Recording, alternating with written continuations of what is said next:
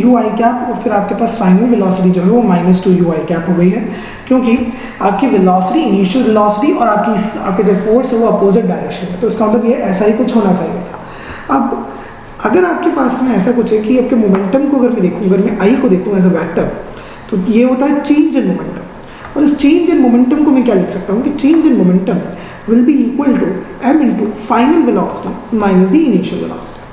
तो आपके पास ये कितना हो जाएगा, m into minus two u minus u, मतलब आपके पास ये कितना हो जाएगा, m into minus three, that is minus three M u. ये आपकी मोमेंटम है, चेंज इन मोमेंटम आया है आपके पास में। अब क्या हम चेंज इन मोमेंटम को काइनेटिक एनर्जी से, मतलब मोमेंटम को क्या हम काइनेटिक एनर्जी से रिलेट कर सकते हैं? मोमेंटम होता है m into v divided by v, ठीक है, और into two divided by two कर दीजिए, ये हो जाएगा हाफ एम वी स्क्वायर, और यहाँ पर आपके पास आ जाएगा, so momentum will be equal to half, यहाँ पर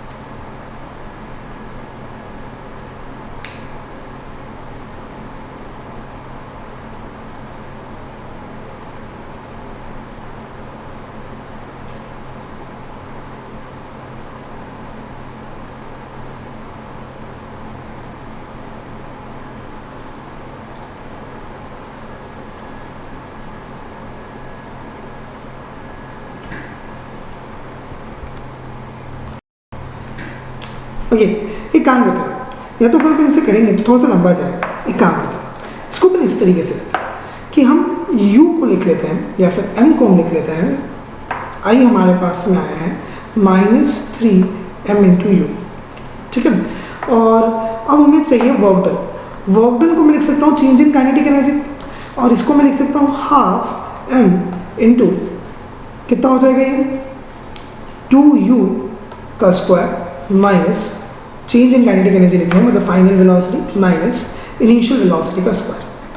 अब हम क्या लिख सकते हैं, this will be equal to half m into four u square minus u square, so this will be equal to half m into ये कितना हो गया, थ्री यू स्क्वायर, राइट। अब मैं इसमें क्या कह सकता हूँ कि यहाँ से अब मैं ये इसको इस तरह से लिख रहा हूँ, देखिए half into three M u into u, और थ्री एम यू को मैं क्या लिख सकता हूँ, आई, तो यहाँ से मेरे पास क्या आ गया, half I into you, this will be my change in kinetic energy.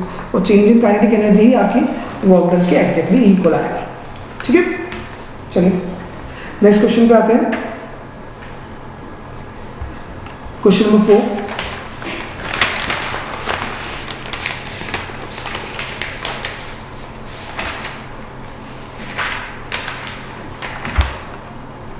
Question number 4, basically अगर हमें एक स्टेबल इक्विलिब्रियम चाहिए होता है, तो स्टेबल इक्विलिब्रियम के लिए हम क्या कहते हैं कि आपके इक्विलिब्रियम पॉइंट्स है, इक्विलिब्रियम पॉइंट जो है आपका, उससे अगर आप किसी भी डायरेक्शन में डिस्प्लेसमेंट लें, उससे अपोजिट डायरेक्शन में नेट फोर्स आना चाहिए। बेसिकली इसको इस तरह से देखा जा सकता है कि जिस डायरेक्शन में डिस्प्लेसमेंट हो उससे अपोजिट डायरेक्शन में फोर्स हो, या फिर फोर्स जो है वो हमेशा आपके इक्विलिब्रियम पॉइंट की तरफ पॉइंट करे, ठीक है, इक्विलिब्रियम की तरफ ही उसकी डायरेक्शन है। अब अगर मैं बी पॉइंट को देखता हूँ, तो बी पॉइंट सबसे पहले तो मैं आइडेंटिफाई करना है कि इक्विलिब्रियम के पॉइंट कौन से हैं। ए और सी इक्विलिब्रियम के पॉइंट्स नहीं है, क्योंकि वहाँ पे फोर्स जीरो है। इक्विलिब्रियम के लिए सबसे इंपॉर्टेंट कंडीशन जो है वो है फोर्स का जीरो होना। तो फोर्स तो सिर्फ बी और डी पर ही जीरो है, तो इसलिए हम ये नहीं कह सकते कि ए या सी इक्विलिब्रियम पॉइंट्स भी हैं। स्टेबल और अनस्टेबल की तो बात ही दूर की। अगर मैं बी पॉइंट पर आता हूँ, तो बी पॉइंट पर कैसा रहेगा कि अगर मैं एक डिस्प्लेसमेंट, पॉजिटिव डिस्प्लेसमेंट करता हूँ, ना उसमें डिस्प्लेसमेंट इज पॉजिटिव, तो हम ये देख सकते हैं कि इस समय फोर्स क्या हो जाएगा, नेगेटिव। और वहीं अगर मैं अपने डिस्प्लेसमेंट को पीछे की तरफ रखता हूँ, मतलब नेगेटिव डिस्प्लेसमेंट रखता हूँ, तो मेरा फोर्स हो रहा है पॉजिटिव, मतलब दोनों अपोजिट डायरेक्शन में। इसलिए मैं ये कह सकता हूँ कि मेरा जो पॉइंट बी है वही मेरा स्टेबल इक्विलिब्रियम है। तो आंसर क्या हो जाएगा इसका? B option, right. चलिए अब क्वेश्चन नंबर 5 पर आते हैं। क्वेश्चन नंबर 5 पर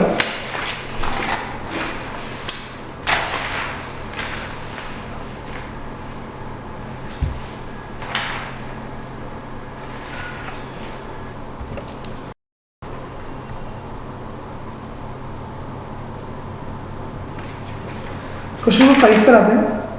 क्वेश्चन नंबर 5 में हमें दे रखा है कि फोर्स जो है this is equals to 2x square minus 3x minus 2। एक काम करें, इसे ग्राफ बनाते हैं।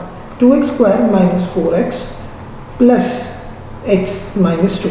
इसको पहले इसके रूट्स निकालने के लिए ये करें, ये हो जाएगा आपके पास में 2x यहाँ से कॉमन लेंगे तो x माइनस 2 प्लस 1 यहाँ से लीजिए यहाँ से कॉमन तो x माइनस 2।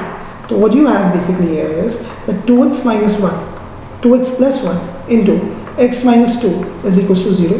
तो उसके रूट्स कहाँ कहाँ होंगे? Will be 0 at x equals to minus 1/2 and x equals to 2। ठीक है, अब अगर मैं इसके रूट्स इसके ग्राफ बनाऊंगा तो उसका ग्राफ कुछ ऐसा है, राइट। ये फोर्स है और ये x है।